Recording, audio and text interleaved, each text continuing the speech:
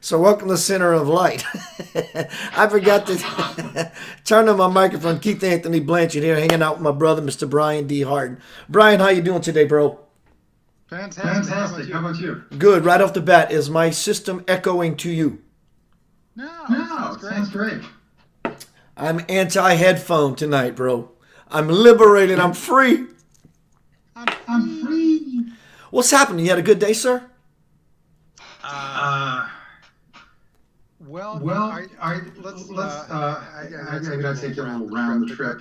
Basically, I grew up for my college and after college years for 20 years in Nashville. My friends in Nashville just got hit by real bad. I guess tornado just came through, and some friends got hit. And they've all been in chaos. And one of my old friends I haven't seen in 20 years came to town here and needed some help doing some work. And we're friends, so I helped him out today. I helped him build an extraordinary situation, audio and video, and some other things. And I'll continue helping him out. I haven't seen him in 20 years, and we act as if I've always just been hanging out with him. We haven't skipped a beat. Is he a musical guy? Yes. He was a record producer and owned a recording studio. Fantastic guy. So anyway, let's say a little prayer for a second for how short life can be, and how tornado can come down your street. It was probably 25 years ago. A tornado came down my street in Nashville and killed a guy across the street from my house. And so it happens. And we don't know what's going to happen any day. So I guess we have to treat each other as if it's our last breath. Talk to everybody at every time as if it's going to be the last time. And that's probably a good place to start. I would agree. When we speak to others, like it's a done deal. And something else happens, the level of respect that each person receives, because how you're treating each other through such a disposition and being with someone changes the entire dynamic, yeah? Yeah. Did you have any friends in Nashville that got hit? I did not. I have some friends in Nashville, but two of them that I know. Everybody's safe that I know, yeah. And then there were 75 people that died up, I think it was Kentucky and Putnam County. Right? Yeah. Wow. Yeah. People are dying every day, but when you have someone just sweeps down and grabs a hold of you, it wakes you up a little bit even more. There's nothing to expect about that. Kind of like a car accident, So the reason it's more alerting is it just can happen to anybody at any time. So we have to be right. We have to. What are you here to do? Is the question. And are you doing it? Are you putting it off for another 3 years? You shouldn't. You should do it now. And so you live that way. Do you agree? I do. I live full throttle. I pull it back sometimes when I want to slow things down and kind of enjoy the scenery. But I'm always on the go, and I love it. And I've often looked at the idea: am I trying to escape something as to why I'm so busy? No, it's a resounding no for me every time I ask myself that question. It is, I am living fully. I'm engaged. 24 hours is not 24 hours anymore. I do exactly what I want to do when I want to do it. And for the last year, I took a musical break, as you know, a hiatus for a while, and now I'm getting back into it. In fact, I started calling nursing homes. I'm going to start playing for nursing homes. My father does it till this day at 85 years old with a band called Piece of Cake, and they play Cajun music, folk music, Seven Spanish Angels kind of stuff, and they play some New Orleans stuff, and the band's fantastic. And my father sings like Slim Whitman. It's amazing. No joke. And so and for 30 years, every week, they have never charged money. They won't take it. They play at nursing homes. And so I guess I got it from him, and I've started making some calls day before yesterday and got some gigs. And so they pay me well. It's my living, and they get to dance, and they make oodles of cash. And it doesn't come from the seniors or the residents. Anyway, it comes from the the corporation, the business, or whoever it may be. So I'm okay with that. But I like being with those people. Those people, as if I like being with those people. They're beautiful, golden people. And just, even if they can't talk, even if they can't walk, or they're not even present, something about being in their presence changes you. The wisdom that they just ooze it's humbling. It's humbling. Brian, I even thought of a couple of years ago, and I might still do it once I get into these nursing homes, is ask the staff once I get to know them, and say, that's Keith, and tell them I'm an author, and I want you to pick 5 well-minded people here. And I want them to tell me their story, whether they were in the war, whether family was in a concentration camp, what it was like to be them. I walked uphill, barefoot, 10 miles to school, and just whatever the name of this. But I would like to hear some of these stories firsthand from some of these people who are really sharp on their game, and I just thought it'd be a lot of fun. But I love being around seniors. I do. And everybody has a story too, which is kind of cool, because you can get some new insight sometimes from the simplest of all, including little kids or the animals. You can get simple little messages of patience and kindness and optimism and open-mindedness and adventure and so on. And yeah. So have you had any good experiences in that way? I'm sorry. My experiences where they told you an amazing story? Because absolutely. I actually had one. If you don't have it. Yes. I was last year. I was flying an awful lot, and I hopped on a plane that had all these veterans on, and they call it the flight, veteran flight or something. But they serve the veterans and bring them to and honor them. The honor flight is what it is. And so I was on a plane full of veterans, and I was one of the few people that wasn't a veteran. And I happened to just sit in whatever the seat they gave me was. And the guy that sat beside me was the oldest veteran on the plane. And he had a different opinion of war. They were all kind of reveling around, hey, we won the war, and he was a happy, sweet, lovely guy. And he was at the end of his, he was in his last, couple years of his life, you could tell, and he was aware of that. And he was optimistic, but he was not a fan of war. And he said that they were all getting really excited about war in a way that made him comfortable. And he said war was horrendous. It was bad. It was ugly. It was nothing to be cheerful of or nothing to be proud of. Or patriot or whatever about. It's just a bunch of nonsense to me. He said he wasn't proud of the war, what he did in war at all. There was nothing to be proud of. He was proud of the man he became after it. And so I was actually, surprised by that. And we were there to honor all the veterans, and they were amazing guys. But I wish he would have spoken to all of them because, I don't want to go to war. I don't think there's any honor, there's honor in fighting for your country, but there's not honor in the idea of let me go kill someone. Well, what's the fight for? That's the question.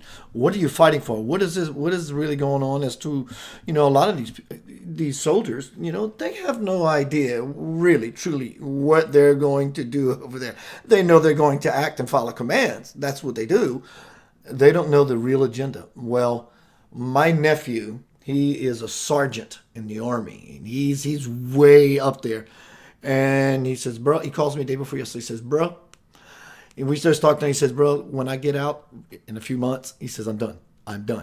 He says, I'm tired of the lies, this and that. He goes, I got some stories to tell you that'll make your head spin, Keith. And he knows how much I'm into following rabbits and to holding stuff. He says, I'm sworn to secrecy right now. But yeah, I think if the infantry, the military, many of them that knew what, I think probably all of them knew what was truly going on, they just would not elect to do such a thing.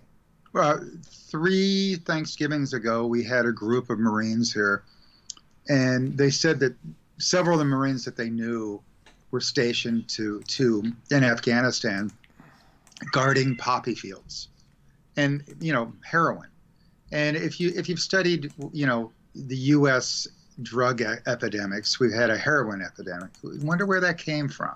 Because when I was growing up, we didn't have heroin epidemic. There weren't, and it came from the poppies grown and protected by our U.S. military. And call me a conspiracy theorist, but study it a little bit or ask around for some of the guys who actually guarded those with their lives. Well, there are documentaries on Netflix. Not that Netflix is the tell-all truth, but there are documentaries on Netflix. It's readily available, talking about the war on drugs, drug wars, and all these things. So, I mean, yeah, there are resources everywhere. You just have to want to dig a little bit. Sometimes you have to bring an extra shovel and dig a little bit more. But you keep digging, you will be in awe, disgust of what will reveal itself. Yeah. So what do we do about all this? What do we do about, whenever someone goes to war and comes back messed up, PTSD or whatever, emotionally? I mean, I live 3 blocks away from Venice Boulevard, which is the river of people walking back and forth between Venice Beach and downtown LA, which is just horrendous that both those exist. And, we as Americans, judge ourselves, oh, we're the richest country in the world. Well, most of that richest money is in the hands of just a handful of people at the very, very, very top. And I wouldn't judge ourselves by how many billionaires we can support. I would judge ourselves by how we treat those most in need. And it really makes me sad because over the last 5 or 10 years, I've watched every city that I've been to in the United States get bigger and bigger with homelessness. It's like we don't really care for the people. And, throwing it on churches, I've only seen a handful of churches really go out of their way to help. I've seen a lot of churches building bigger churches and driving fancier cars, but not really caring for the people again. There are some that go out of their way and do exceptional things, but how do we get it in the consciousness of our government to really take care of the needy? How do we do that? What do we do? And how do we take care of ourselves in the process? Do you have any solutions? Be the example. Keep doing what we're doing. Being the light workers, showing the way to just another way, new ways. Everyone, just a heads up, hanging out with my dear friend, Mr. Brian Hardin. He's a record producer out in LA, has lots of things going on, always doing what he loves. I just posted some links to his websites in the forum. Check them out. One is New Ways, that's in KNEW Ways, WAYS.com, as well as BrianDHardin.com. Make sure you check out what he's doing. He's made some films. You did a film with the Dalai Lama, is that right? There were 2 different little bits that I did with the Dalai Lama. One was how was he? Jovial, funny? Well, what I got to witness and connect with is someone totally in love with life, and someone that's giggling and happy and open-minded with his eyes wide open to the world. So I actually have video of him stopping to smell the roses. Come on, that's cool. And I've done the same thing with the leader of the Mayans, the Mayan high priest. And he stopped and smelled the roses. I've done that with Hopis. You honor every little breath of life. And you enjoy all the smells, all the taste, all the sights. And I witnessed with Dalai Lama, I witnessed him with a bunch of scientists one day. And they were all trying to convince him about consciousness in the brain. And he started off, if you guys can convince me that there's some new thought or something that Buddhism hasn't taken into consideration, I will offer to change the entire religion itself. to support what you're doing if you can prove it. And so for all day you saw all these guys doing their little thing, presenting all these presentations about consciousness and awakening and so on. And every once in a while, Dalai Lama would show up, like every couple hours, and they'd ask him to speak. And usually in 5 or 10 minutes, he'd blow them away and just erase the chalkboard with a simple little story and say, basically, God is right here inside of all of us. It's here. And it's also out there in all the rest of the world. And God is everywhere. And you are God experiencing God. And, when you start to live life from that, the Buddhism, they also speak, everyone has the right to work on suffering. It's your right. You can suffer if you choose. That's your right. You can work on it. But you can also work on happiness. It's your choice, yum or yuck. So if you want to just focus on suffering, you can do that. Just go for it. Have a great, frustrating life. But you can also focus on the positive and be grateful and thankful. And so, whenever we say our prayers, instead of, praying from lack, I don't have enough money, I need another car, give me. That's lack. That's if you switch it to thank you for running water in a bathroom, in a warm place to sleep. Thank you for my friends and people to acknowledge my own self and my self-worth and that I can give to and care and share for and laugh and dance with. And so when you start to pray from gratitude, you start to get more. You get more connection, get more openness. You open your heart up to receiving. And when you're always lacking, so working on suffering doesn't interest me too much. We all do it. You've probably had some suffering in the last couple years that has just slapped you upside the head. I had some 2 weeks ago Yeah. leaving my new house, leaving my old house into this new place. I had some suffering going through my mind in the form of a few names to call this wench of a person, just a horrible human being. And, she said, Keith, I want you to leave. Whatever, I don't care the reason. You could have been kind. It's not like I'm expecting her to be kind. At that point in my life, I was expecting her to be kind. I expect everyone to be kind. But, get out. It was her dog. And finally, I had enough. I said, for the love of God, would you please? And I even tried I even took responsibility. I said, what can I do to make this nightmare go away? She says, you can leave. And I said, she says, this is not a request. You got 35 days. So I had some self-induced suffering. I had a whole bunch of names. And one of them was this and one of them was that. And so, I was inflicting some pain upon myself by living in judgment. But you know what? I let myself go through it.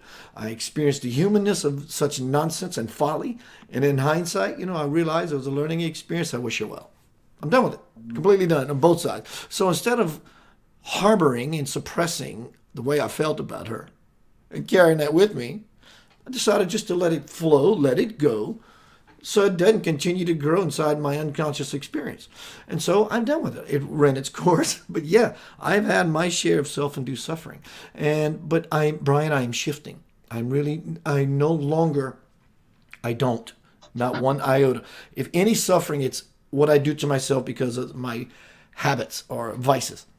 I no longer see the world as suffering. I don't. I see pain in the world, and I see compassion. And I've learned a long time ago that maybe those children in a third world country that moves our heart are masters that came here not only to complete their karma, but at the same time teach us all how to have compassion. So it's always a win-win for everything and for everybody all the time. And so, that relationship breakup that someone had some years ago, it was painful and it looked like it was suffering and horrible, horrible, horrible. But in the future, in hindsight, the sad person looks back and go, oh my God, what an amazing, beautiful experience. So all the pain, suffering in the world that happens, I don't see that anymore. I see a beautiful possibility, a beautiful unfoldment like a flower that has its time. Everything and everyone has their season.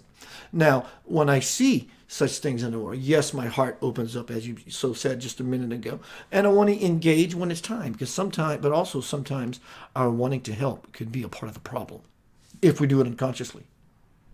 Oh yeah. When when you focus on the problems, though, that's what you get is the more problems, right? And you've chosen to look for the solution. Is that correct? Uh-oh. Exactly. Yeah, I've chosen to look for that which I want to see grow. And I know that, you can water the weed or water the plant. Whatever one you give your attention to is the one to grow. Same thing I say sometimes when I'm doing a discourse or a talk about the devil, right? Or demons and all this stuff. And I say, I don't believe in a devil. It's not real to me I because don't either. I agree. my focus is 100% God. I would rather if you go to a church, synagogue, or whatever they're talking God, if they spend even the last 3 minutes on an illusion or the devil, you just jacked everyone in the congregation. 3 minutes of talking more about God. So I mean, you got to stay focused on what it is you want, because as soon as you turn and divert yourself somewhere else, you've truly lost sight of what it is you're trying to bring forth, to grow, to nurture, to plant. So they say crisis is an opportunity to learn and to grow. Crisis is an opportunity. So every problem is your teacher, right? And so we have to be thankful for that teacher. We have to be thankful for the problem. We have to look at what the lesson is in the problem. So if you're having problems right now, what's the lesson it's trying to teach you? And so I I often think about the devil also and the angel as the same thing. Um, if an angel's gonna, let's say you're an alcoholic. Let's say you're an alcoholic, right? And Right. and an angel flies down and goes, "Oh, hi. Yeah, you should really stop drinking. Just put the bottle down." You're gonna go, "Ha." Just get out of here, right? Or, right? You know, right? But if the devil shows up, it's like, hey, party on. Let's get Right. another bottle. Let's go for it, right? Eventually, you'll wreck your car into something and get scared and like go, wow, I got to stop that. That's bad. I almost did something really bad or whatever.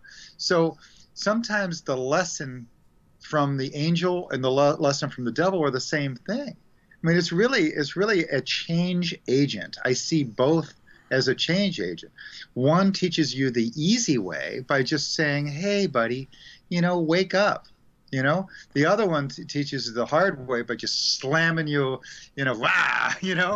slamming your car up against under the tree and going, "Whoa, I can't do that anymore. I got to stop drinking," or whatever the problem is. So your choice is ignore the silence. Listen to the angels. Listen to your heart. Listen to what's going on. You know what's going on. Your intuition, your intuition, your feminine heart space, that beautiful intuition will tell you what's right or wrong. And they say that your body actually answers the question in a millisecond. And if you were ever in school and they said, "Hey, remember your first answer? That's the right answer." Well, that's your intuition. That's the angel speaking to you. Hey, don't do that. Put the gun down. Put the bottle down. Don't count to 10 before you scream and yell or whatever. And that's your angel speaking. And if you don't listen to the silence and the angel, well, then the devil will show up and take you the hard way. Right? And of course, I think you're using devil metaphorically. I mean, well, bad choices, just unconsciousness rather. It's just being unconscious. I often use the same dynamic teaching principle that you just described, but a little different. We're talking about perspective. If it's truly an angel and the angel says, "Don't put the bottle to your lips," that's the devil for you in the moment. And then the devil shows up. That's your angel because it says, "Here's another fifth of Jack." Right? So the same idea applies, here's a baseball bat. Is this good or bad? Well, this is good. People play baseball and they say, this one killed somebody last night. Well, that's bad. No, not really, because it was in defense of a woman who was being attacked. Well, that's good. Well, no, not really. And we can look at these conundrums over and over and they go absolutely nowhere. So how do we know what's the truth? Well, you have to fall inside because the answer is going to come from a place that is truly beyond the devil and the angel, the good and the bad, and the duality of everything in the first place. It's going to. How do you know you're being spoken to? Because you know. If there's a guess, there's a chance you might have been spoken to. So, how would you suggest one can fall into themselves enough to know and peg an absolute heart response? What would be your thoughts about that? One more time on the question, because I had another little I side. know how it works. Yeah, well, I missed the question. I'm sorry. No, all good. How would you offer the listening, including myself, us to recognize when the heart is actually doing the speaking, not when you're in the space of, I think that could be my heart, and you got a 50 chance. How do you have something to offer that we can ensure that we are walking on sacred fertile ground? Oh yeah. Well, How? our head and ego is the big problem in our life. There's physical body, that's the body. Then there's the mind, and that's also related to the ego. I am. Whatever you put behind I am, that's what you are. I am the CEO. I am this dishwasher. I am garbage man. Whatever you are, I am great. I am horrible. I am whatever. I'm a father. I'm a son. I'm a husband. I'm a whatever these things you want to be. And that's part of your ego. And then it gets deeper than that. You're with the ego, and that's usually the problem, the monkey mind. And then there's the spirit, and the spirit's more connected there to the heart.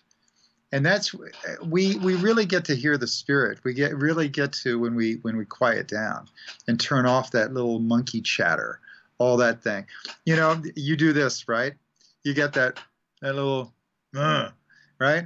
Well, that's the thinking. We overthink. And I actually set up a mirror over here in the corner, and I sit over here at my desk. And while I'm working, I usually work that way. And sometimes I look over here to the right, to the corner, and I'll look at myself in the mirror, and I'm sitting on the computer, got that little, I'm thinking too much. I'm worried about worry. I'm just negative, taking it all in. And that's the pattern. And we all do that pattern. You were taught to think. You are what you think. You are what you think. No, not just what you think. And that's the problem. You were taught that, sent through school, think, and graded on how you can think and remember this and spit it back out. The feeling is really the evolution of consciousness. It's the feminine, it's the heart, it's the intuition, it's the love, it's the kindness, it's compassion. And all that little list is just be nice. Like the Bible itself should just say, don't be a dick. It should say, it should say be nice, Right? And that, I mean, if you really listen to Jesus's message, it was Be treat it nice. like you want to be treated, you know? And for every action, there's an equal and opposite reaction. So all of that's intuition and heart. The monkey mind makes us make bad decisions. Well, if I do this, I can cut someone off on the interstate, or I can beat them and get a little bit more money for me, or I can get them fired, or, there's all these weird little games people play that, oh, it's just business, and they do it all from ego and mind. And they don't do it from love and kindness and creating a community. Well, luckily, there are people that are aware of a church is not the building, but instead the people, and not just the people, but the way the people interact with each other.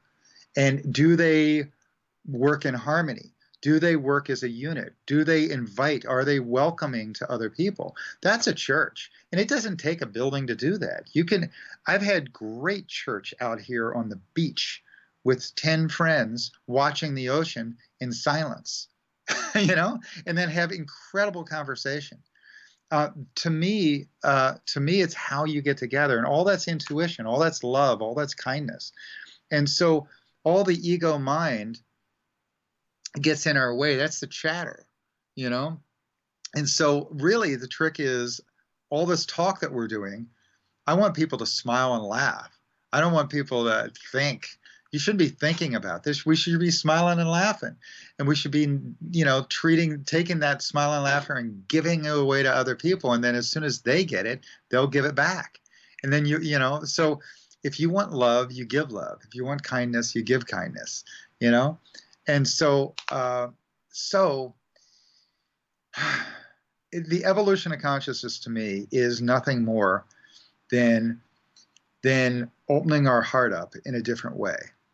And the last 2,000 years we've been in this Piscean age, and Jesus was labeled a fish, the fish, the symbol of the fish was part of the Jesus, the Christianity. And if you look at the age we've been in for over 2,000 years has been Pisces, and we've been moving to this Aquarian age. Well, Jesus was this fish, and Pisces is one fish right side up and one fish upside down, and it's about judgment. I'm good, you're bad. I'm good, you're bad. And Jesus's message was, don't judge. And yet we spent 2,000 years judging. Well, we're almost done, or we're already done with Pisces as of just recently. Like in the last couple months or a couple years, we've kind of eased through Pisces for 2,000 years. And hopefully we're going to leave those patterns that we created for 2,000 years behind, because those patterns are judgment, or ego, or mind, of masculine, of control. And that's what we've done for 2,000 years, judge, war and control, and So now we've got this thing with this Aquarian age that we're heading into, and this Aquarian age is like water, and it's about flexibility. If I take this water and I put it in a weird shaped glass, it's going to take the shape of the glass. So whatever container you put our Aquarian age in, it will take the shape. It's also very, very, very much the life of the life force. Water is life, H2O, hydrogen and oxygen, and it will give you oxygen, and it'll give you all the energy too. You don't have enough water, you die pretty quickly. So, and then it's powerful. It's soft, like it's really soft and just barely, it doesn't take much. It's like beautiful, soft and flowy. But if you give it in large waves, it's got power. It'll destroy. It'll flood you. And so it'll go from being the necessary thing of life to being able to be the destroyer. This is all the lessons are right there. Water is life. And so we're in this Aquarian age, which is more about the femininity of heart. And so I'm hoping that all of this politics that we have, and all this government that we have, and all these other control mechanisms we have, and systems of our food system, our healthcare system, or lack of that, the working system of money, and the way the money itself is greed and built on a Ponzi scheme and fractional reserve banking and all that, blah, blah, blah, blah, blah. All these systems we have we're going to get sick and tired of being sick and tired. And as a community, as a whole, as a world, wake up to the fact that these systems don't serve us anymore, and offer new opportunities for better systems to come into place, to where we can all work in harmony better, flow better, and help each other evolve. Buckminster Fuller used to talk about that back in the 60s and 70s, that we had the technology then to use robots to grow our food and bring it to us and whatever else then, and that instead of being enslaved to a job 40 hours a week, his recommendation is we change our society back then, and certainly now, but change your society so that instead of being enslaved to a job for 40 hours a week, you were instead spending that time creating the very thing that you fell in love with, like art, or dance or music or cooking food or taking care of children or teaching them things, and on evolving the consciousness, evolving society, and not doing it because you're enslaved to the money and needing money, but doing it because you're there to help the entire community grow. And our entire community would grow as a peaceful, loving society that didn't need to compete. And if you look at Darwin himself, the competition thing, he didn't say that. I think hundreds of times he didn't talk about competition. He only once or twice in his thing did he ever talk about competition. Yet we built our entire society on just a paraphrase of a portion of what he really meant. And what he meant was our society is about cooperation and conscious co-creation, about connecting and coming together. And so really it's us coming to a better place where we all can work in harmony. And I'm praying that if we are not sick and tired of being sick and tired, that the system of everything, food and government and money and power and laws and everything that are no longer serving all of we the people, all of those will be obviously exposed and changed to something more positive and new. And I think this is the revolution and evolution of all consciousness. And I'm just hoping we can do it before AI and, that type of competition. I mean, really, we've only got a handful of billionaires on the planet that have, like, most of the money. It's sad. And I just want to take that monopoly board and flip it upside down and start over, and level the playing fields. I almost welcome that all currency around the world goes to zero, and then a billionaire's worth zero and I'm worth zero. I don't have far to fall compared to a billionaire, and so most of us that don't have far to fall actually can figure out how to take care of ourselves even without money, because we have friends, we have a community around us, we have people that'll support you and lift you up. So are you feeling that way? I'm full to the gills. Yeah. I'm full to the gills with all that. And it's happening. And something you said, whatever is not conducive to the whole must exit by spiritual law and the law of physics. What is not serving the whole, that's called the human race. If the human race is not serving the whole, nature will eradicate it. Now, that being said, nature does not want to eradicate humanity, but it will start with the lowest at the bottom of the totem pole. What I mean by that is not some are higher or better than the others. Bottom of the totem pole mean those who are taking, being unconscious, being unaware. By law, it's just going to pluck you out. I mean, you're going to get in a car wreck, you're going to get sick, which leads me to this. I think we should talk about it, Brian. I think it's very important.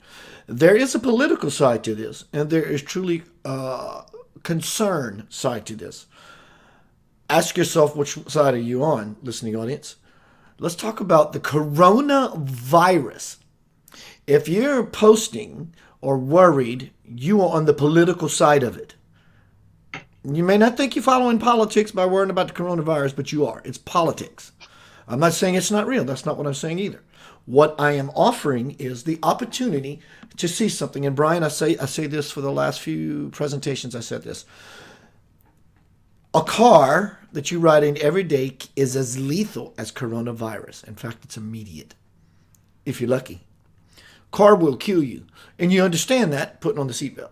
So you drive with self-responsibility, knowing that this 3,000-pound ballistic missile can end not only your life, but other people's lives as well. So you understand it for what it is. It gives you confidence as you move forward down the road. Same with the coronavirus. If you enter the, oh my God, I'm worried it's going to enter, your fear and your worry is lowering your immune system automatically.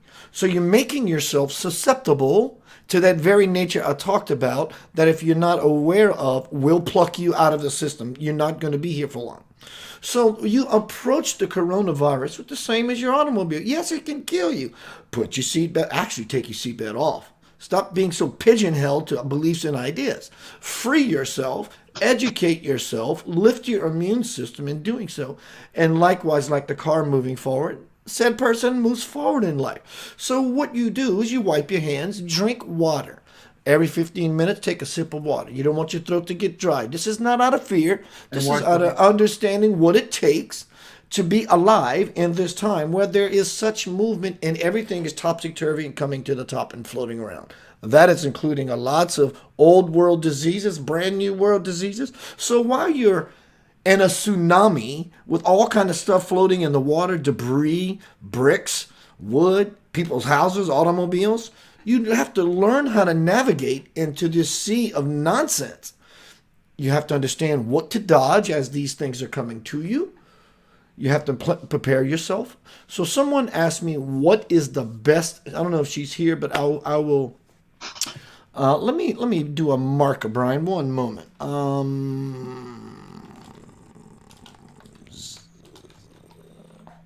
I don't know her name. I will let her know at time marker 45 minutes into the show. She says, I'm afraid for myself and my family. Exactly. And that's what you're not wanting to do in this situation, is be afraid. And I understand it's a natural response that you want to self-preservation. I get it. So what do I do to ensure that I'm having better odds at whatever you might be afraid of? One, the halfway point of the journey is acknowledging yourself as one who is afraid, but not just verbalizing, oh my God, I'm afraid. That's not acknowledgement. Oh my gosh, I'm afraid. That's acknowledging it. And so once you begin to look at what you have before you, within you, then you become the master who is wielding the lightsaber. And you can do what you need to cut out any bullshit. So one of the bullshits that you want to cut out is being inundated with fear. By letting the media, you can bet your sweet ass they got a spin on it. Well, Keith, it's a news source, and it's a good one because it's this one, and I get it from over. The grapevine effect, it's still 4,000 miles across the sea. You whisper something in someone's ear for 4,000 miles, the story is going to change. Use your intuition, as Brian was talking about. You open up that heart will tell you, the heart knows more about the coronavirus than any news source is ever going to tell you. So what you have to do is educate yourself, not only by reading and listening to news sources. And I'm not saying that valuable information cannot come through reading and news sources, because it can. Are you trained enough to weed through the nonsense that's coming through these platforms? So my thoughts about the coronavirus, I don't really have them. If it's not real, and I do whatever I can to educate myself and prepare, and it doesn't happen, I'm good to go. In fact, I'm shining like a brand new diamond. If I do nothing and it's more serious, then they're trying to push it down our throat. What if the reverse is true? What if that not only is it so popular and is starting to move, what if we are not being told some things about another thing that's just infiltrating the system? So when you prepare yourself, just be open to ideas, know how to navigate, keep your vibration up, recognize when you go into fear and anxiety about anything at all, breathe, get yourself out of the anxiety. It's just about being conscious at every moment so you can have the best decision faculties at your disposal. That's how you get out of fear, is recognize, oh my God, I'm scared to death, versus, oh my God, I'm scared to death. Because you immediately go unconscious when you do that. Brian, what are your thoughts about the coronavirus? And also, if you go to my wall, everyone, you scroll down about 10 seconds worth, you will see two posts identical. I let them both be up there because they are two time markers. So, because I want them to hit my feed often. You will see something given from someone on the inside about the coronavirus, on what you can do to prepare yourself. Breathing techniques to check where you are in your life, whether you have it, how to continue drinking water, so forth and so on. That is valuable information. Brian, what are your thoughts about this virus So happening in the world today? when it first came out, I did a little bit of research on it, and I watched one of the doctors from China explain that it's a virus. And how do you get a virus? Well, usually you get a virus by touching a doorknob or going to the public bathroom or something like that, and then touching something, and then touching your face, your eyes, your mouth, or whatever. So if you can just cut out that habit, that alone, he said, was one of the biggest things. That's how you get viruses. That generally it didn't happen with people sneezing and coming on you. You had to wear a mask and whatever else so much as the touching. That was the biggest one. And then when you wash your hands, he said that even without soap, one of the biggest deals is the friction. You just create friction with your hands and water and friction. It will help get rid of stuff. I mean, you can add more goop and stuff to it. Sometimes those goops, antibacterial and stuff, I'm not so sold on all that, because that's killing all bacteria. It might be killing the good ones that are actually creating the shield. I'll wash my hands with soap, but I don't overdo it by squirting a bunch of stuff on my hands and letting goop be on my hands. I just don't do that. Water's good enough for me. Okay, so and if you can do hot water, but as far as I know, the big deal was don't. Oh, I bumped a button. I'm back on. I'm sorry. I bumped a button. So as far as I know, the big one is just wash your hands and don't touch your face. And you don't have to be Michael Jackson and get all nuts over it, but if you can also train the kids to do that, and you can be aware of what's going on, and look before you grab a doorknob. If there's dirt all over the wall and the door, grab a paper towel and do it. I mean, I was trained how to do that 30 years ago. You're leaving the bathroom, you just wash your hands. You don't go grab the doorknob. To instead grab a paper towel, and most public bathrooms know about this now. People grab a paper towel, they open the door, put their foot in it, and then they throw the paper towel away, 3 feet away. So most Yeah. places, leave a thing right there. No Yeah, one. a lot of them, they keep the garbage can by the door itself, Yeah, so you can, yeah, yeah. So you're actually not touching the knob itself. new ways. And instead of shaking hands with everybody, give them a pound. That was part of the whole deal with where it came from. It came from not sharing your germs. So it doesn't have to be too crazy. I was just looking. I was laughing because I found a bunch of my quotes, and there was something here that was really funny. Let me see where it is. And it was a whole list of things that, do you remember Y2K? That was going to kill us all. Y2K.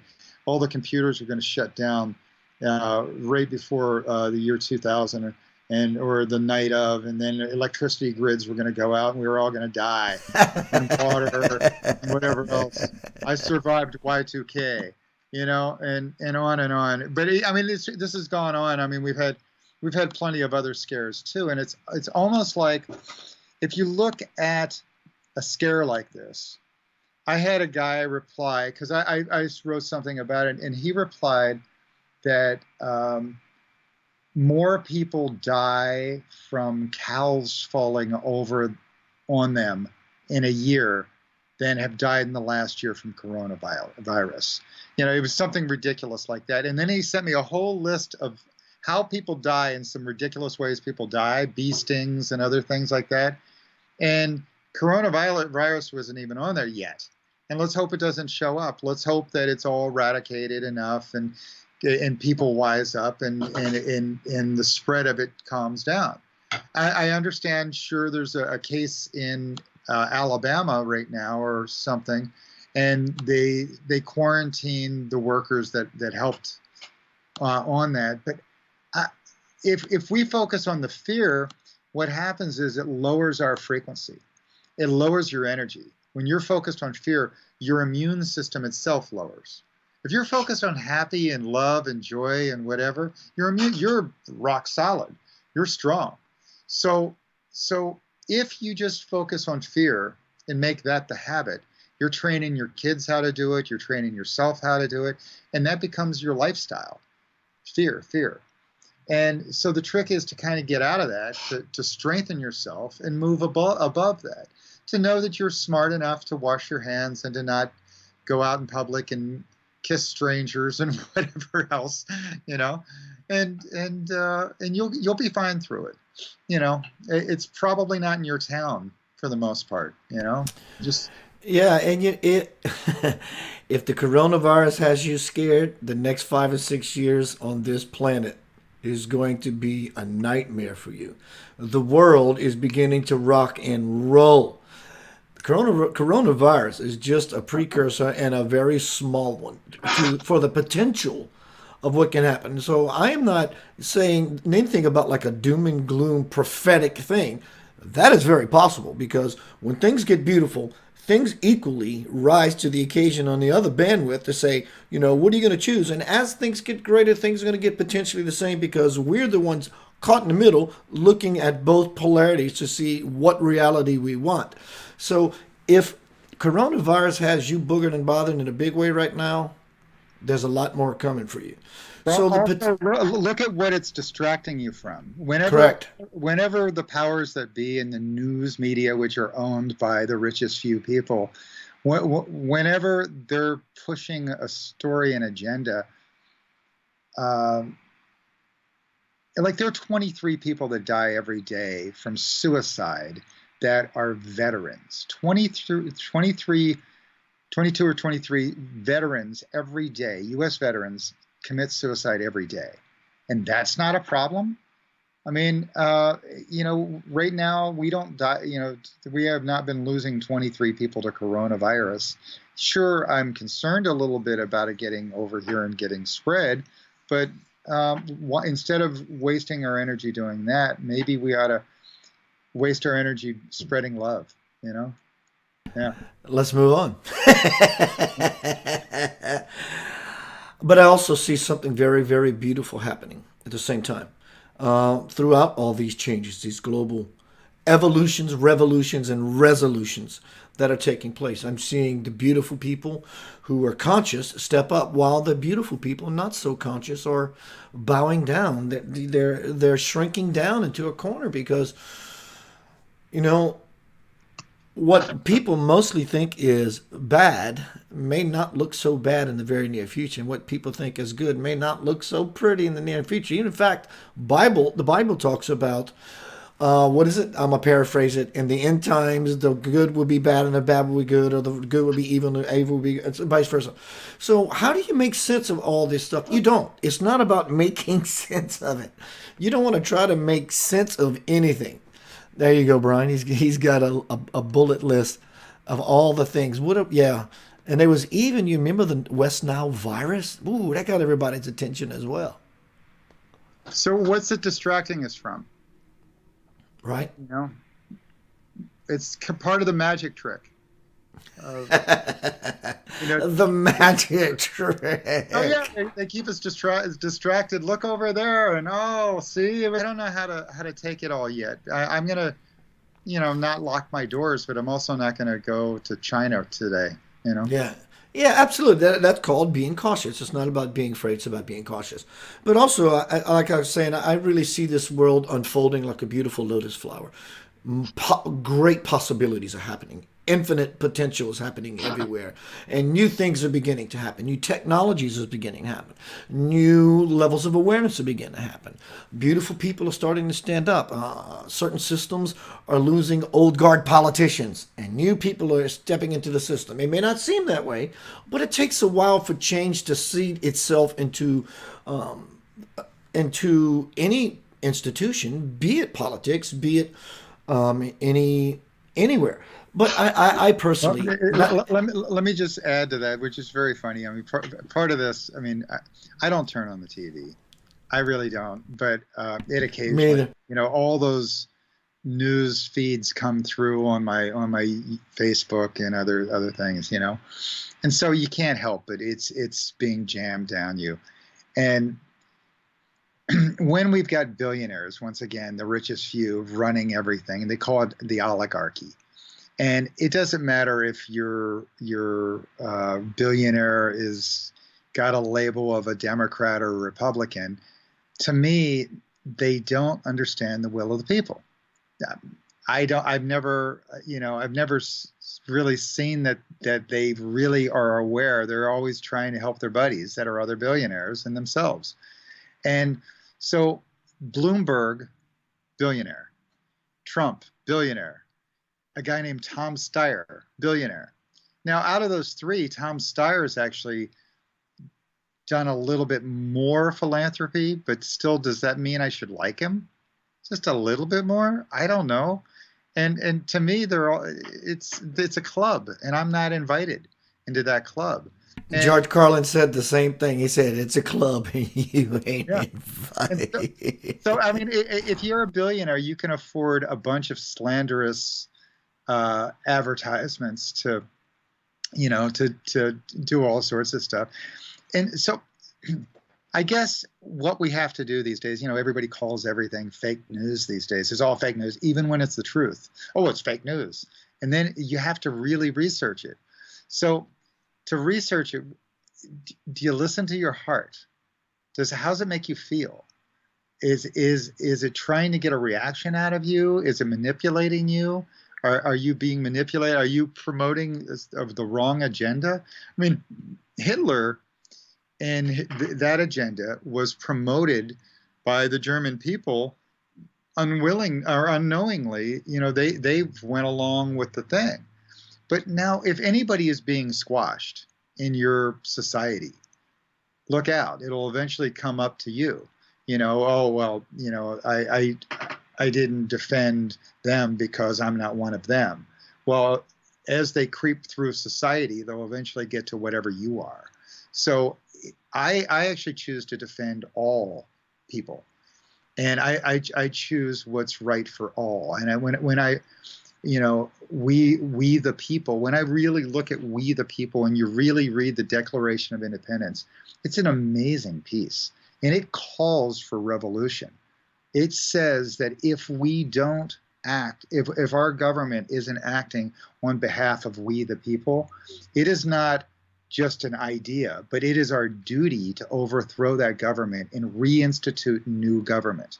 And I can bring it up here and read it to you. It's an amazing document, the Declaration of Independence. And, July 4th doesn't mention that so much. Instead, it's hot dogs and fireworks and red, white, and blue bikinis, and monster trucks. But we've forgotten the simplicity of where we came from. So I offer anybody who's listening, please type in Declaration of Independence text and just read. Really, it's like 3 paragraphs. It's really a beautiful piece. The first paragraph is mostly about, hey, we left Europe and we left that crap behind and we don't want that crap anymore. And so we're creating a whole new government. And then paragraph 2 calls for the government, and 3 says overthrow this government if it ever doesn't serve the will of the people. So who knows? I mean, I'm not calling for overthrowing our government. I would love for our government to wake up and not need to be overthrown, for we the people to be served. That's what my vision is. Years ago, Brian, I had a lucid experience. My deceased sister and Satya Sai Baba was sitting on a bed. And I was sitting at the foot, and they were sitting at the head. And Satya Sai Baba says, "Come over here, Keith, and sit next to your sister." And this is what he told me. And no, my sister told me this. This is what she said from the divine principle, in accordance with what you just said just a moment ago. This was in 1996. The true agenda of many governments and governmental figures worldwide will be brought to light. The United States, the greatest country of all with the greatest form of government, will suffer a major breakdown. Its present legislature's branch will collapse, and it will take years to rebuild it. Because of this restoration process, many old guard politicians will be forced out. Your new lawmakers will not make law per se, but rather will introduce to you divine law and teach you how to fall and to flow with it. The establishment of divine order is commencing as I speak. My sister said this, and Sai Baba says, "Well, I can see I have a brilliant soul sitting next to me tonight." So, but I actually see that happening. You know, the schools are too full of learning and too full of violence and too little learning, and clergymen's misdeeds are being swept under the rug, now being revealed.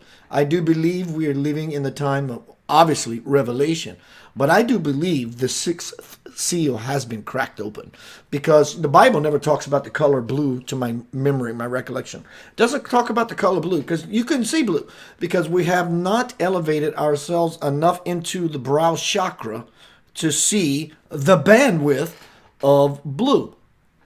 But now I think the third seal, the sixth seal, has been opened because we live in revelation to reveal.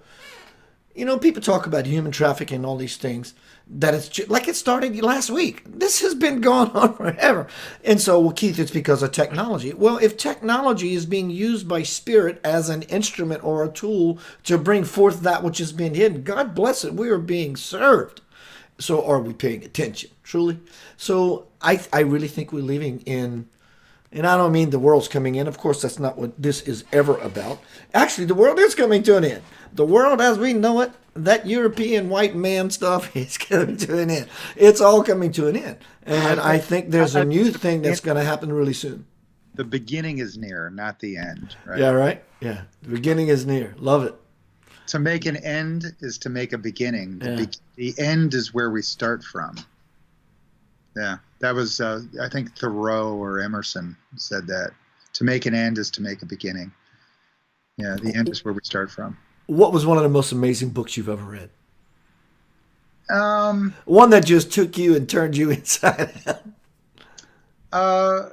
Well, I probably, within arm's reach, I probably have 75 books, maybe another 75 over there.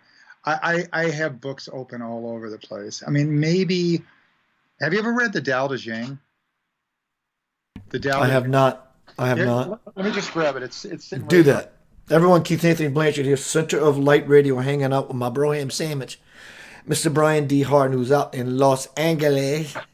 And when Brian and I do these online go at it sessions, it's not from an interview. Brian and I just hang out and we talk about wherever it goes. We're not trying to sell books. We're not trying all that. So, Brian D. Hardin, I did post some of his web links in the forum, which I'm doing now. Check him out. Stomp all over his page. Let him know that you were there. Brian, what you got in your hand, bro? You got the book? Let me see that cover, sir. The Tao Te Ching. Gotcha. And you know what the Tao, or Tao, really kind of means? Yeah. You know? We can explain it. You know? Well, that's the tough part. It's an experience more than it is anything. It's more of a taking away. It's zero. It's God. God. It's zero. It is nothing. It's all it is just being in the silence for silence sake. And you know what Jing is? No. Change.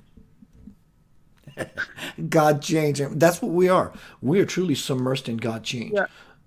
And so this was written by a guy named Stephen Mitchell. And this is his interpretation of the language into very short little poems.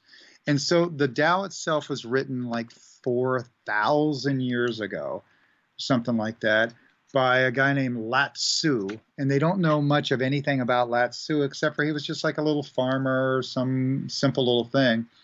And every page is nothing but a small little poem. And you see how simple it is? There's only maybe 12 lines here. That's chapter 1. That's the whole chapter. And there's 85 or so little poems. And you can see they're very simple. And his version, Stephen Mitchell's version, is lovely. So Stephen Mitchell, if anybody's ever heard of a woman named Byron Katie, you ever heard of Byron Katie? She's also a really brilliant writer, and has something called The Work. And she's not only a brilliant writer, but she speaks publicly. Look her up, Byron Katie, Byron Katie. And Stephen Mitchell's her husband. They live up in Ojai. You know what? I'm going to interview both of them. I'm going to go up there and interview them. They're lovely people. And they have more wisdom in that little house, I'm sure, than most. But this book is meant to be the simplest explanation of things. Here, let me just randomly open a book or a page to any one of these. Here we go. This is a great one. It's, what is it? 10 lines. I'll let you kind of read it with me. Can you see it? Okay. It says, fill your bowl to the brim and it will spill. How about that? Fill your bowl to the brim and it will spill, meaning all that you want and whatever, you'll eventually spill it, right? Keep sharpening your knife and it will blunt, right? Keep sharpening your knife and it will blunt. Chase after money and security and your heart will never unclench. You got that one? Keep chasing money and security and your heart will never unclench. Care about people's approval and you will be their prisoner. Do your work and then step back. It's the only path to serenity. It's like, wow. Simple little book. Simple lessons, life lessons. And then what he did is in the back, he also wrote, for every chapter, a more detailed, written out version of what that could mean. And he just wrote here for this one little sentence, do your work, then step back. When you do your work wholeheartedly, you are glad to let it go, just as a parent lets a child go into its own life. And so, I mean, it's just little words of wisdom. And so if you just read that poem, you could just labor on that for a long time. It's so simple. And so to me, spirituality is not to be complicated. It's yum and yuck. You and I do that all the time. It's yum and yuck. I mean, what do you want to focus on? What are you creating? You know? And if I live in fear, my energy, my body, my ability to immune system and so on to heal itself, it's not there because I'm expending all that energy on fear. But if I'm in love and joy and happiness and caring and sharing and community and so on, you get back the energy. It comes back. In physics, they say for every action, there's an equal and opposite reaction. You know, so give, you know, and it comes back. And so smiling is... Oh, being a musician, you know sympathetic resonance. If you put an acoustic guitar on a stand over here and you don't touch it, but you have a guitar in your hand and you play an A chord, the A string on that guitar begins to vibrate. So like vibrations begin to resound, and next thing you know, life experiences begin to resound, and we bring forth into our experience that which we have literally called for. We're beckoned for it, and it says, I am here. And so when you understand what it is we are doing to ourselves and what we're asking, you know, we can call God a wishing tree. And it only has one answer for everything you ask. And it's yes, you can have it. And you can have a whole bunch of it. Can I have this bad thing, spirit or daddy or mama? Yeah, you can have it. You can have it. And it's given automatically as soon as you will it forth. It's not like God gives you something. You are already given it permission to create, and as soon as you will it forth, it doesn't go through on a desk on someone's desk, and oh, he's asking for this. Can we?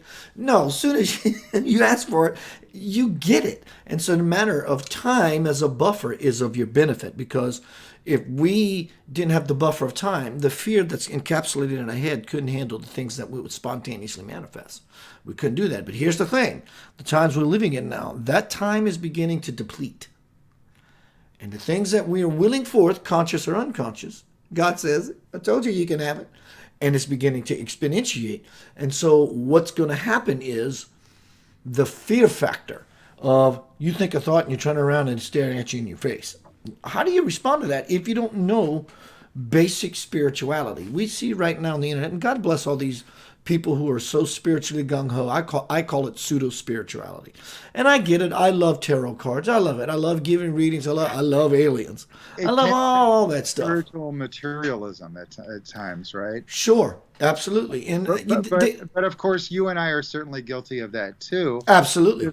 We're trying to tame it down compared to where it's like, it's fun and I love it. I love it. But the thing is, if people don't have a basic understanding of who and what they are and how your system functions, what your thoughts do to you, what your feelings do to you, and vice versa.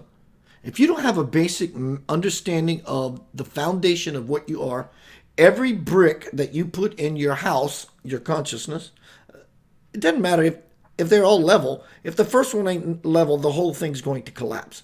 So I understand looking towards the stars. I love looking up. I love angels. I love extraterrestrials. I love Cherokee. I love all that stuff. But if it's keeping you in foo-foo, spiritual woo-woo, airy fairyland, and you don't ground yourself and build your spirituality from the ground, because you are earthed, you have been placed in the earth, upward,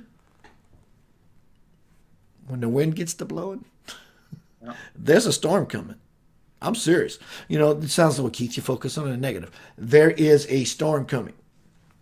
There's a storm coming. And it's going to look like everything you never thought possible. That's why it's going to look like a storm. To some people, when the breeze kicks up, they love it. They call that a cool breeze.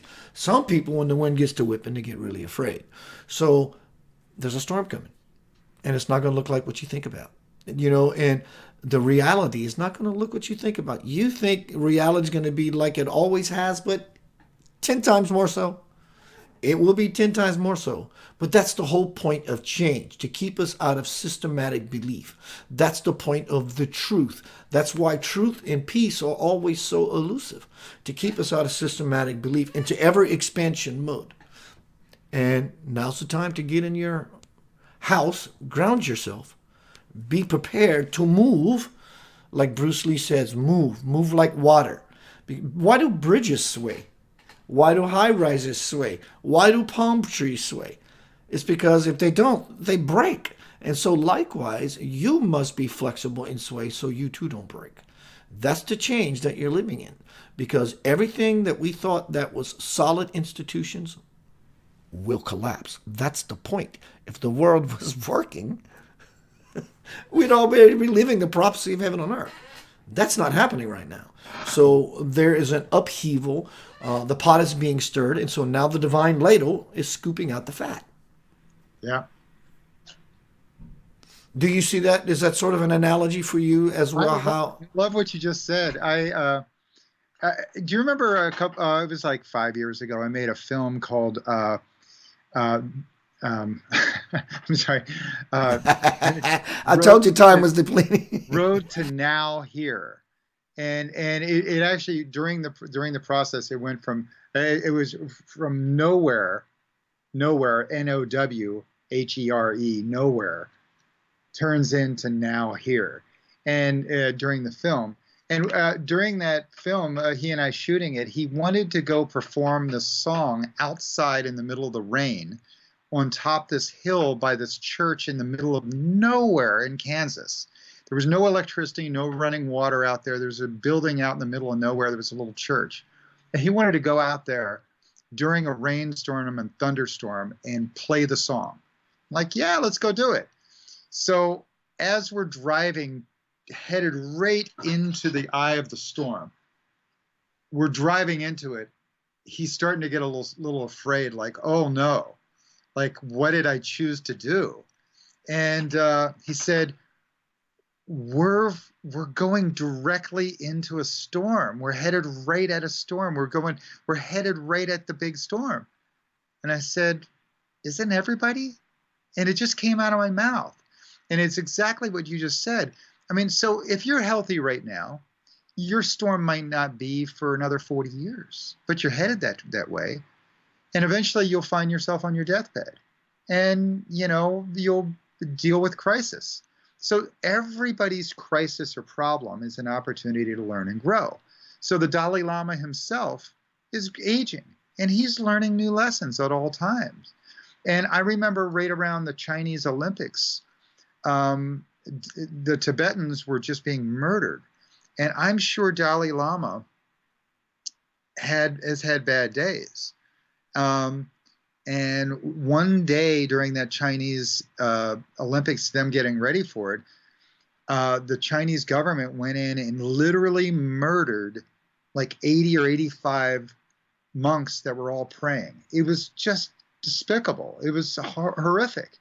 And I'm sure Dalai Lama what went through him when he heard about it was just the whole emotions of rage and anger and denial and regret and frustration, the whole everything.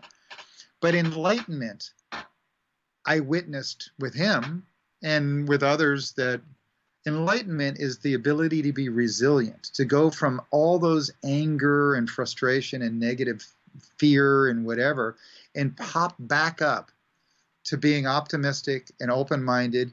And his prayer was very simple. He said, may their lives not have ended in vain. And may we all learn lessons from this, and may culture change. So in some ways, like, wow, could it get any simpler and clearer than that? And so every crisis is an opportunity to learn and grow. What problems you're given, are you looking at the solution? Are you trying to also look at what you did to get yourself into that problem, to allow yourself to get to that place? And so if you look at your path of getting there, you might realize that, oh, I was the one who put myself there so the problem would exist. I parked my car in the middle of the street. No wonder it got hit, or whatever it was. So at some point, how can I change my behavior or not do something ridiculous, inviting problems? And so and it's not out of fear, it's out of awareness. And then you thank the problem, you learn from the lesson, and you no longer park your car in the middle of the street during rush hour or whatever it is. And then when you learn the lesson, it's over. When you learn the lesson, it no longer haunts you. It no longer that's the point. It shows up to put you in a space of no longer being painted in a corner. So now that you know, there's no need to. It's like telling a joke. Aha. Oh, I get it. That's enlightenment. Ah, I understand. And you can never undo enlightenment. You can never undo getting the punchline from the joke. But if someone doesn't understand the riddle that you're telling them, they say, I don't get it. So you tell it to them again, a little differently. If they didn't get the karmic lesson in this way, it will show. You can bet. Don't worry. I don't want you to worry. It will show up again. And it will show up differently with the hopes that you see it in this guise, and not because you didn't see it in the last one. So you don't have to worry. Karma will pay you a visit repeatedly until we get the joke. When we get the aha, there's no longer for me to repeat that. Why did the chicken cross the road to get to the other side? So you told a beautiful little story the other day, earlier in this. You said something about it was a balancing thing, a little story about good things happen and bad things happen and good things happen. A way I've heard is there was a guy who had the most beautiful horse in all the land. He had the prettiest horse, and everybody in the community came and said, you are so lucky. You are the greatest. This is fantastic that you've got the most beautiful mare in all the land. She's the prettiest horse in the world. It's the greatest. And all that ego and all that boasting that they gave him, he didn't let it go to him. He didn't, oh, yes, I'm the greatest. He instead just said, thank you. blessings. Thank you. Thank you for noticing. Beautiful horse. I love the horse too. And so one day the horse runs off and runs away, disappears. And everybody says, "Oh, this is horrible. This is terrible. This is the end. Now you won't have a horse to plow the fields. You're going to have to do the work of 2 men or 3 men. And this is terrible. It's all over with. Oh, it's terrible." You said, "I'll deal with it. It'll be fine. I'm sure we'll work it out, right?" The following day, the horse comes back, and it isn't alone. This time it has the most unbelievable horse with it, a male horse. So he's got the female beautiful horse and the most beautiful male horse in the world. And everybody says, "This is the greatest thing in the world. This is incredible. You've got the greatest horse." And once again, he doesn't let all that boasting get to his ego. And he knows that everything's temporary. He knows that things change. He knows that take the blessings, thank the world, do what you can, So, thank you. So then the following day, he gets up on the horse to ride the new horse and to teach it how to ride. And his son's up on the horse riding. And his son falls off and breaks his leg. And they're like, "Oh, this is terrible. Now you've got to do the work of 2 men. And he says, once again, it'll all be all right. So then the following day, the army comes and grabs up all the able-bodied young men and leaves only his son, is the only man they leave behind. So once again, there's blessings and there's curses in everything in the world. And what you have to do is learn how to keep your center and not get out of bounds with your ego or with your fear, and let your ego get so big that you don't care about people, or the fear gets so big that you're crushed and you aren't looking for the lesson, looking for the growth. And that story can go on and on and on, and it's an ancient story, but you get the point, right? And so those up and downs in life, as they happen, you're just flip-flopping. But when you find center, that's forever. It lasts forever. It's over. It lasts forever when you're centered and you're no longer affected by the dynamic of the dance that's happening in the world. That's forever, because never would you. In fact, you can't even try to undo being centered once you're centered. I don't want to be centered anymore. It's too late. You already know the ways of the world. You already know the dance. You know who you are. You can't unknow who you are. And once you're in that place, it's forever. That's called spiritual liberation versus being a slave to the grind that's constantly pressing on us in the world. At first, I wanted to get out of the world. I just wanted to get it. And I meditated. And I read Deepak Chopra, and I read Carolyn Mace, and I read Louise L. Hay, You Can Heal Your Life, and I read Dan Millman, and what was that, Wed the Peaceful Warrior. And I read all those books because I wanted to get out of the world, Now it's not like I'm trying to get out of the world. I just want to get into some me. And that way I can actually best get into the world, because that's where the true joy is being in the world consciously versus, I love a good amusement park. I love getting on a roller coaster that'll scare the living shit out of you, because after it's over, it's very exhilarating and you're like, whoo, that was pretty intense. So, how many people okay, we're going to the amusement park. Who wants to go on the Ferris wheel? You might see couple, 3 nerds put their glasses on. I'm going to go. But the point is, and then you got everybody else who wants to go on God knows what, whatever roller coaster that throws you all around the seat. Why? Because it's fun. But you can have both those things because, like I say, Brian, the world that we live in, we can look at the stuff that's bad and call it terrible. And the things that we look at and call it beautiful, yes, it is beautiful.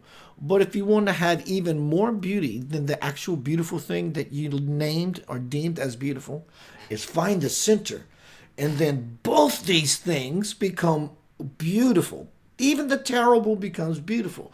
Because speaking for myself, again, as I often talk about, because it was so monumental for me. And it's a great point.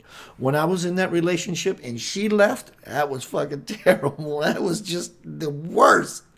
Now, present day, That is the most beautiful, sacred thing that could have ever happened to me. So I'm beyond when I was dating her, and also the fear and the angst and the missing. I'm beyond those two poles because at this space in my life, I'm centered to realize it was all just simply a beautiful unfoldment. And again, I go back to what's happening in the world. Prepare yourself. Just find yourself. Be happy for no reason. What a great piece of wisdom that's been passed down to me by whoever I got it from. Be happy for no reason. You want to raise your vibration? You want to get out of the nonsense of the world? Just be happy for no reason. Your immune system goes up. Your heart goes up. Your consciousness goes up. Your spirit gets lifted. You get lofted. Be happy for no reason. Yeah, but well, then you already given me an excuse as to why you don't want to be happy. Well, Keith, you don't understand. I understand practicality. I understand things do happen in life that demand our attention immediately, priorities. But it doesn't mean that you can't put all of you in it. In fact, if you want to fully address any situation in life, it requires all of you. Mm-hmm. The all of you. And I don't mean you just busting your physical butt by using a hammer and a sledgehammer and pulling out a wrench and calling your friends to lift all this stuff up to help you move or whatever the situation may be. It requires you, the you that is beyond the body. It requires you to be fully engaged. That's a word that I just fell in love with, is engage. Engage. You have to engage. And it doesn't mean just turn a few switches, a couple of cranks, or ring a bell. It means when you ring that bell, you seriously ring the shit out of that bell. You know what I'm saying? And so for me, it's truly being plugged into any scenario. You'll get the biggest bang for your buck. Be it a lesson that you're learning or something that you are just playing with because you have mastered a craft. Be it you, an artist, a recording engineer, producer, me, a guitar player, be it you're a culinary chef, whatever it is you may be, you got to find that thing. And when you find that thing, if that thing's you, then love the living crap out of yourself. If you love playing, yeah, absolutely. And if you love playing a guitar or whatever is your thing, you will find more self-love when you do that thing that you love doing, because that's where your power is. And no one is like you in doing it. That's why no two guitar players sound alike. Everybody else sounds like they're mimicking Eric Clapton or mimicking, So just find your joy, stay in it. Your immune system, your life will elevate, and you will lose loved ones, meaning they will leave your life. Some people will spontaneously, magically move out of town. Brian, I've seen many times, I've made shifts in my life, people that you swore, and they swore they would never leave town because that's the kind of people they are.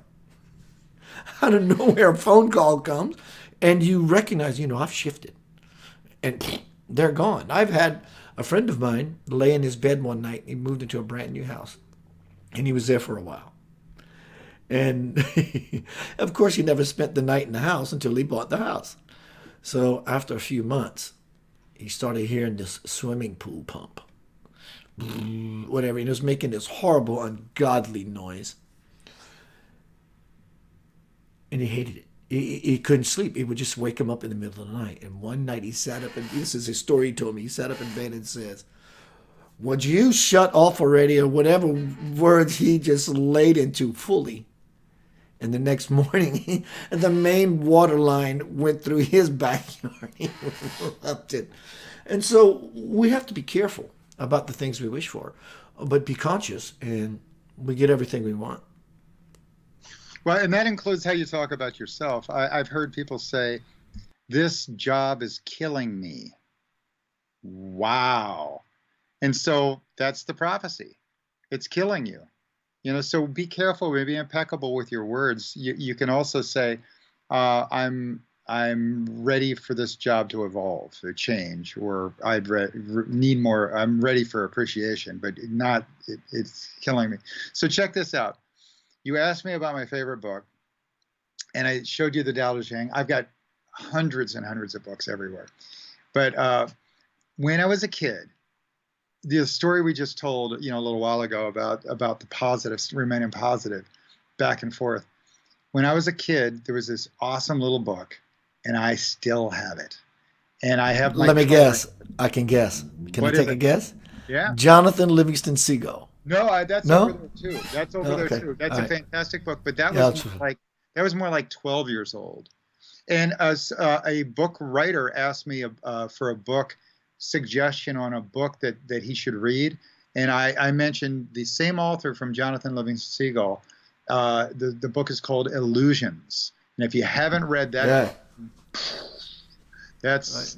that's where we're at. All right, Yeah. so here's my book. See the coloring up here? And this, where is it? There, the coloring. That's my. I had a magic marker, and there's a dude in a parachute, and it's called the what it's called is Fortunately, and every page, this kid finds what's fortunate about life, and then the next page is what's unfortunate, and the fortunate pages are sunny, and the unfortunate pages are cloudy. Are cloudy. Right? And and then the next page is sunny, and he's invited to this little party, and he finds out he's invited to this party, except for it's in New York City, and so he's sad about that. He can't, and then so he's like, yes, but he fortunately a friend loaned him an airplane, so he gets in this little airplane, right? But unfortunately, the motor exploded, right? So the motor explodes, and then fortunately, there was a parachute in the airplane, right? And so, unfortunately, the parachute had a hole in it, Well, right? yeah, you're correct. That's exactly the analogy I used earlier. And here's a baseball bat. Well, that's wonderful. No, this baseball bat killed somebody. And so we can go back and forth. Please continue. Oh, this is my favorite one. See the little drawing of him? I put a little arrow, and if you look at the bottom, at the very, very bottom here, there's a haystack, right? So then he goes flying down without a parachute, and there's a pitchfork, right? There's a haystack, but then there's a pitchfork, right? And then fortunately he missed the pitchfork. Unfortunately, he missed the haystack. Right? Fortunately, there was water there. Unfortunately, there were sharks in the water. Sharks. And this goes on until he finally finds himself digging this hole, and he ends up digging this hole up. And when he crops up, he's in the middle of this party, and it's a party for him. He made it to New York, and he Fortunately. dug himself, whatever. That's really fantastic. But Have anyway, you? that was my childhood book, and it's my favorite childhood book of all time. And now I know why, because it helps teach me some stuff, you know. Amazing wisdom. Amazing, simple, innocent wisdom. Yeah. And the other one that I picked up was this one. You'll love this, Return of the Thunder Beings. Oh, And wow. I love the title. and it's a Lakota that wrote this, and it's about all the different cultures have stories about thunder beings. Everything Indians, India, or Hindu or Tibetan or whatever it is, whatever the culture is, and it's Mayan and so on, and it's lots of culture. And I've lately kind of been pulled to my Thunderbird, and I'll go ahead and show this to you. You'll love this little guy. Yeah, I ended up going to Russia a couple years ago. I went to Russia with my dad. He wanted to go see Russia, so we had a really good time, and we went to all these different museums. And most of that stuff's kind of boring to me, like stuff from 2 or 3 or 4 or 500 years ago, and cherubs and other things. And after you see a few, it's kind of boring. And all the paintings, yeah, whatever, okay. And we are leaving. We're in St. Petersburg, and we're leaving this place, and we've only got 30 minutes left in the place. And we walk through the very last room, which was loaded with Egyptian artifacts, all the Russian artifacts that they stole from the Egyptians over the years were in this one room. And it blew my mind. I had never seen that stuff so close up. And there were some of the Egyptian information you could feel on that room. That whole room felt like wisdom. And everything else was just like art. But that room felt like wisdom. And it felt like we should give it back, or they should give it back, or all cultures should give back to the original. I kind of wish that would happen. And, maybe in the future that'll happen, that everybody gets their stuff back.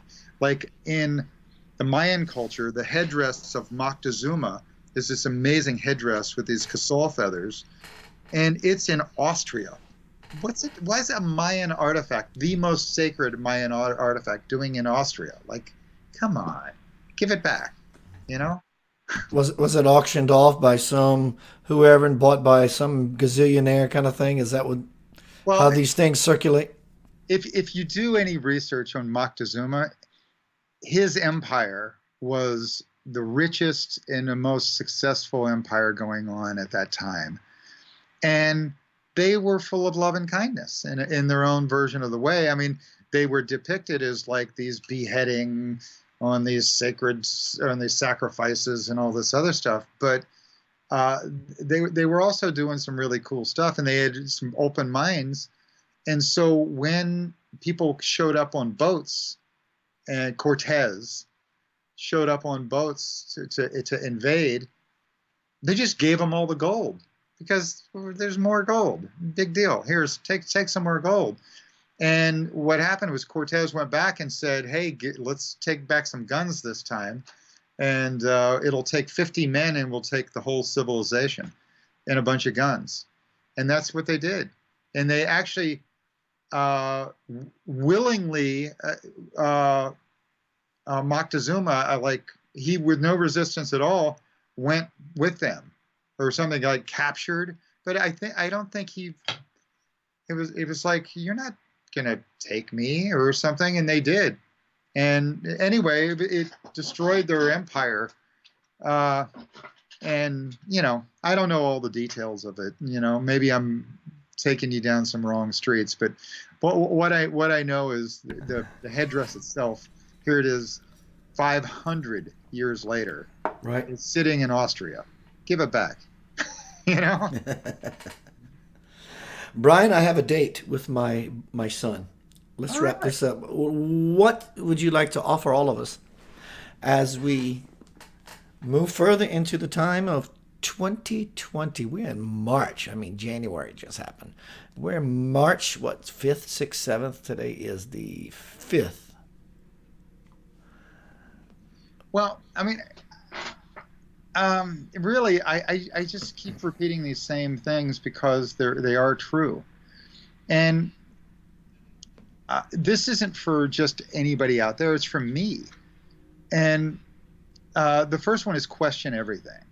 And even question yourself. Whatever you believe right now, question it. Because doubt will get you an education. So question everything. And then the second one of that is fear nothing. Because there's nothing to fear. Every problem or crisis is really an opportunity to learn and grow.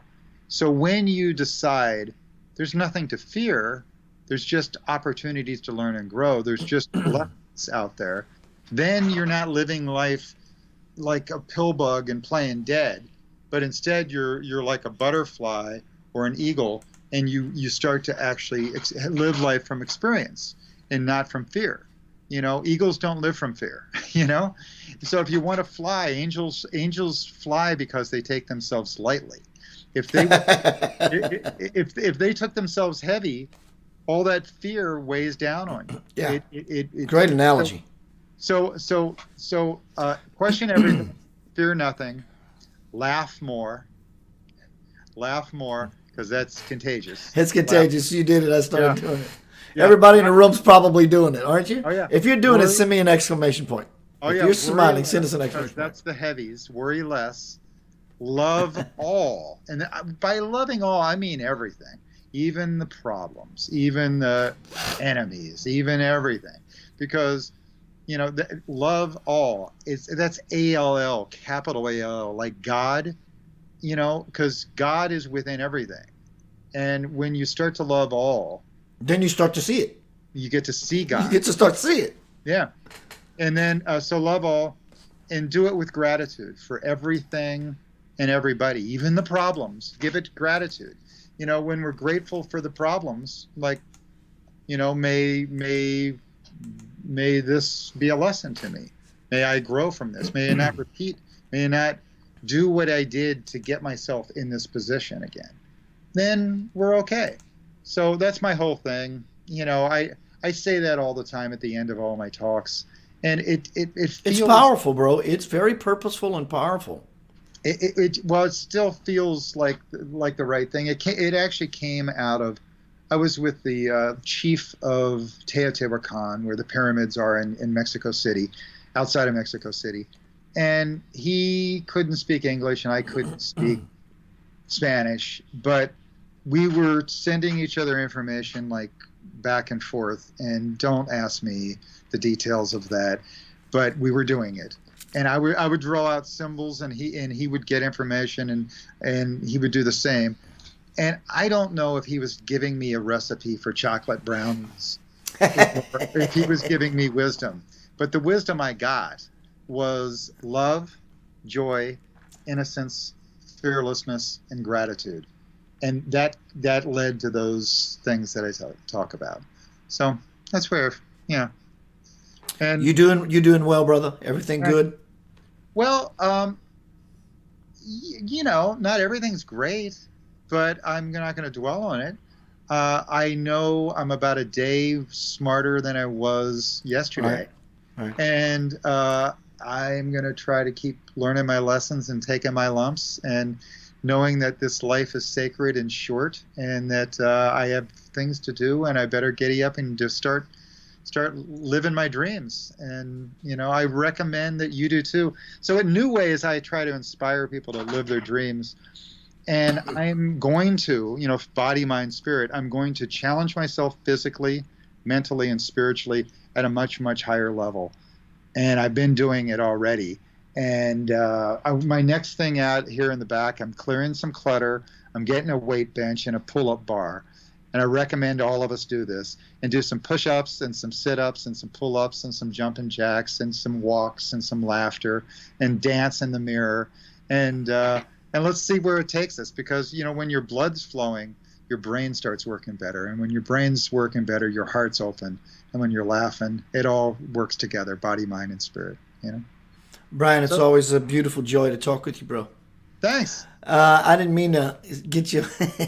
When I said I'm peeking through your bedroom window, I didn't mean to mislead you to think that I was in Los Angeles. Oh man, I wanted to have a date with you tonight on the air. So Brian says, Fantastic. when are you arriving at the airport? I wish that was the case, bro. Yeah, I'd love to hang out with soon you. it'll be that way. It will. Blessings, brother. Everyone, love Keith you. Anthony Thank Blanchard. you. Go ahead, Thank my you brother. so What much you for got? doing these shows. What's You're that? brilliant. Thank you so much for doing these shows. You're brilliant at them.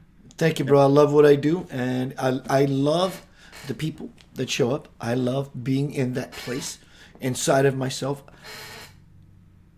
If I didn't do anything else, and I can do that, which I can and I do, that space that I feel myself from inside is a drug, and I want more. And I'm working on integrating, graduating further into not it being that as the excuse anymore. I've been doing that. I've been working with life, so to speak, changing my agreement with reality. We can all change our contract with reality. So I've been working on that, but doing my work, my play, my joy in this fashion, center of light platform is everything to me. It's allowing me to become the avatar. It's allowing me to become all that I am in my full potential. Just like anything everyone loves doing that brings you the highest joy, the light gets brighter inside of us. So that's where I'm at, and I will forever be of service like you. Everyone, I want to say thank you to my friend, Mr. Brian D. Hardin. It's always a joy to be in his space. And we do this often. We do it once every 3 months kind of thing. And I have been posting, which I'll do again, how you can stomp all over Brian's pages, New Ways, KNEWWAYS.com. New Ways as if you know something. New Ways and BrianDHardin.com. And I just saw your BrianDHardin.com update. You Oh. change the site. It looks very cool, very artsy, very cartoony, very 70s, 60s. Yeah, is that what it is? I saw it a little while ago. It I looks don't. great. There's a cartoon back here on the wall that my little sister drew many years ago, and it's me spinning the world on my finger because there was a cartoon called I was Icky Star Maker in the cartoon, and that was the world, and I'm sitting at a console mixing. It's just fun, you know. Everyone, my brother Brian D. Hardin, I'm Keith Anthony Blanchard, Center of Light Radio. Always remember, you're living in the light already. In fact, you are the light. You don't become the light, you are the light because you are radiated light. If you weren't radiated light, people couldn't see you. You'd be invisible. So you are the light. It's the mind that has been instilled and still trying to convince us that we are not. But you are. Be happy, be joyful, and you will see for yourself just how illumined you really can be by choice. Brian, thank you. Everyone, good evening. Peace, love, and light.